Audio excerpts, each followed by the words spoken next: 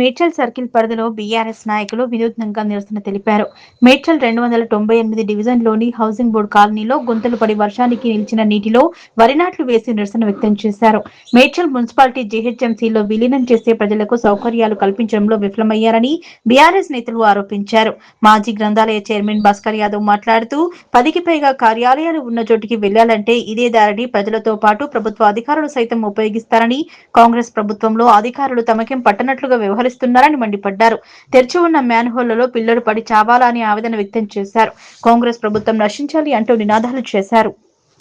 10 మంది పిల్లలు మ్యాన్ హోల్లో పడ్డారు. అయినా కూడా ఈ ప్రభుత్వానికి చీమ కుట్టినట్టు లేదు. ఇది ఏదైతే ఉందో నేషనల్ హైవే నుంచి రైల్వే స్టేషన్ వరకు రోడ్డు, మరి ఈ నియోజకవర్గాన్ని అభివృద్ధి చేసే ఆఫీసులన్నీ కూడా ఇక్కడనే. ఏసీపీ గారు ఇదే రోడ్లో వెళ్తారు, సబ్ రిజిస్టర్ గారు ఇదే రోడ్లో వెళ్తారు, రైల్వే స్టేషన్ ఇదే రోడ్లో వెళ్ళాలి, ప్రభుత్వ పాఠశాల ఉన్నంత పాఠశాల ఇదే రూట్లో వెళ్ళాలి, ప్రభుత్వ ఆసుపత్రి ఇదే రూట్లో వెళ్ళాలి, మార్చికి వెళ్ళాలన్నా ఇదే రూట్లో వెళ్ళాలి, పశువుల హాస్పిటల్కి ఇదే రూట్లో వెళ్ళాలి, డిస్ట్రిక్ట్ రిజిస్టర్ ఆఫీస్ ఇదే రూట్లో వెళ్ళాలి. మరి ఎన్ని ఆఫీసులకు వెళ్ళాలన్నా పాస్పోర్ట్ ఆఫీస్ ఇదే రూట్లో వెళ్ళాలి. మరి లాస్ట్కు రాయలాపూర్ గిర్మాపూర్ ప్రజలు కూడా ఈ రోడ్లను ఇప్పుడు చూస్తున్నారు. మీరు బస్సులను ఎంతోమంది పిల్లలు, మరి స్కూల్ పిల్లలు ఈ మాన్యువల్లో పడి చనిపోతూ ఉన్నారు. అయినా చీమ కుట్టినట్టు కూడా లేదు ఈ జిహెచ్ఎంసీ అధికారులకు. మరి పాలన అనేది పడకనేసిరు. మరి రేవంత్ రెడ్డి గారేమో ఇంట్లో కూర్చొని పూరీలు దోశలు చేసుకుంటుండు.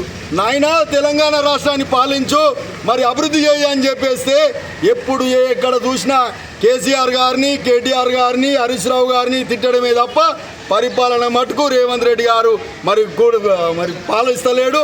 మరి ఇంట్లో కూర్చొని పూరీలు దోశలు చేసుకుంటుండు. నాయనా నీకు పూరీలు దోశలు చేసేందుకు ఈ ప్రజలు గెలిపించలేరు. ప్రజల ప్రాణాలను కాపాడండి.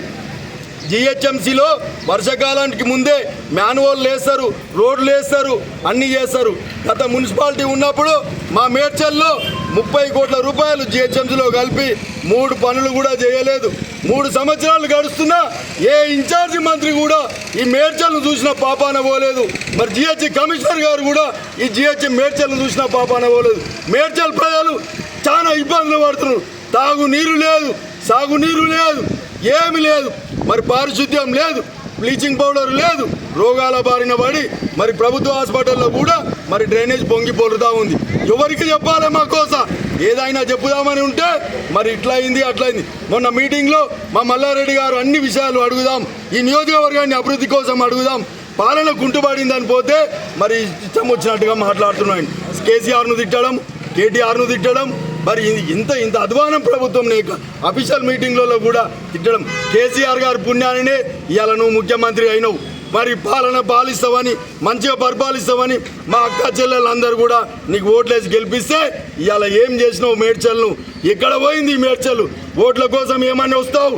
ఏమని ఓట్లు అడుగుతారు? కాంగ్రెస్ నాయకులు ఓట్లు కావాలని తిరుగుతున్నారు. కానీ ఒక డ్రైనేజ్లో మ్యాన్వాల్ వేపిస్తాం, ఒక గుంతల మట్టి పోస్తాం, ఒక రోడ్ వేపిస్తాం, మన పాపానికి పోలేదు.